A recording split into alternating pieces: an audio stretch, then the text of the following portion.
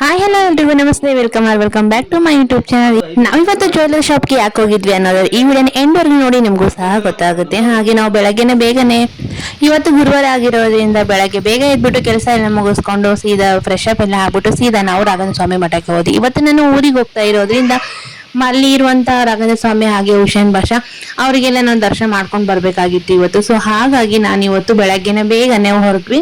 ರಾಘವೇಂದ್ರ ಸ್ವಾಮಿ ಮಠಕ್ಕೆ ಹೋಗಿ ಅಲ್ಲಿ ದರ್ಶನ ಮುಗಿಸ್ಕೊಂಡು ಸ್ವಲ್ಪ ಹೊತ್ತು ಕೂತ್ಕೊಂಡು, ಇಲ್ಲಿ ಕೂತ್ಕೊಂಡ್ರೆ ಇನ್ನು ಕೂತ್ಕೊಳ್ಬೇಕು ಸಮಾಧಾನ ಅಂತ ಅನ್ಸುತ್ತೆ. ಹಾಗಾಗಿ ಸ್ವಲ್ಪ ಹೊತ್ತು ಅಲ್ಲೇ ಕೂತ್ಕೊಂಡ್ವಿ.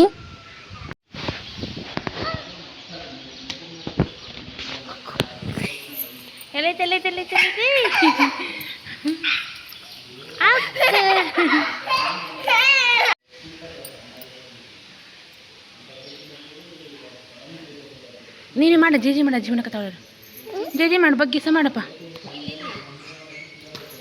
ಬೈಲ್ ಬಾಳ ಎಳ್ಳಗ್ ಬಿಡ್ತಾರ ಅವ್ರ ರಂಗೋಲಿ.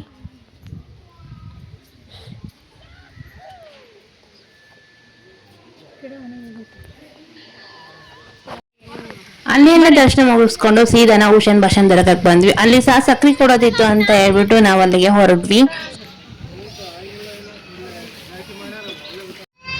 ಮೊಹರಮಲ್ಲಂತೂ ಸಿಕ್ಕಾಪಟ್ಟೆ ರೇಷ್ ಇತ್ತು. ನೋಡ್ತಾ ಇದ್ರಲ್ಲ, ಫ್ರೀ ಟೈಮ್ ಬಂದ್ರಂತೂ ಸಖತ್ತಾಗಿ ಕಾಣಿಸುತ್ತೆ. ಹಾಗೆ ನಾನಂತ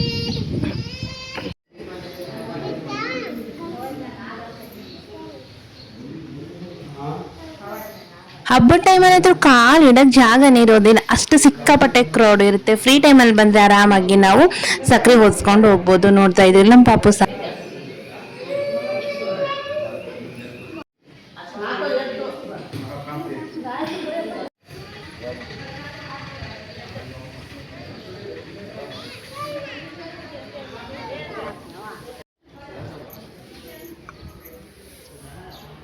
ಹುಸೇನ್ ಭಾಷೆಯಿಂದ ಸಕ್ಕರೆ ಹೊಸ್ಕೊಂಡ ಆಮೇಲೆ ನಾವಿಲ್ಲಿ ಸೀದಾ ಬಂದಿದ್ದೆ ಯಮನೂರಪ್ಪನ ದರ್ಗಾಕ್ಕೆ. ನಾವೇನಾದ್ರೂ ಗುರುವಾರ ಬಂದ್ರೆ ಸಾಕು, ಅಲ್ಲಿ ರಾಘವೇಂದ್ರ ಸ್ವಾಮಿ ಹಾಗೆ ಹುಸೇನ್ ಭಾಷನ್ ದರ್ಗಾ ಹಾಗೆ ಯಮನೂರಪ್ಪನ ದರ್ಗಾ ಇವೆಲ್ಲದಕ್ಕೂ ನಾವು ದರ್ಶನ ಮಾಡ್ಕೊಂಡೆ ಸೀದಾ ಮನೆಗೆ ಬರೋದು. ಸೊ ಹಾಗೆ ನಾವು ಇಲ್ಲಿ ಯಮನೂರಪ್ಪನ ದರ್ಶನ ಸಹ ಮಾಡ್ಕೊಂಡ್ವಿ. ಅಲ್ಲಿ ಸಹ ಸಕ್ರೆ ಓದಿಸೋದಿತ್ತು ಅಂತ ಹೇಳಿ ಸಕ್ರಿನ ಓದಿಸ್ತೀವಿ. ಪಾಪ ನೋಡಿ, ಪಾಪ ಎಷ್ಟು ಚೆನ್ನಾಗಿ ಆಟ ಆಡ್ತಾ.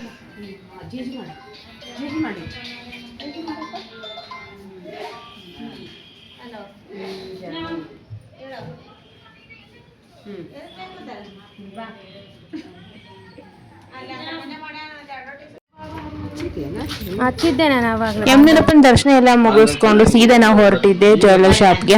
ಏನೋ ತಗೊಳಕ್ ಹೋಗಿ ಏನೋ ಆಯ್ತು. ಹಾಗೆ ಪಾಪುಗೂ ಸಹ ಇಯರಿಂಗ್ಸ್ ನ ತಗೊಂಡು ಅಲ್ಲಿಗೆ ಬಂದು ಇದಾಗಿತ್ತು ಇವತ್ತಿನ ವಿಡಿಯೋ. ಮತ್ತೆ ಸಿಗ್ತೀನಿ ಮುಂದಿನ ವಿಡಿಯೋದಂತೆ. Thank you for watching.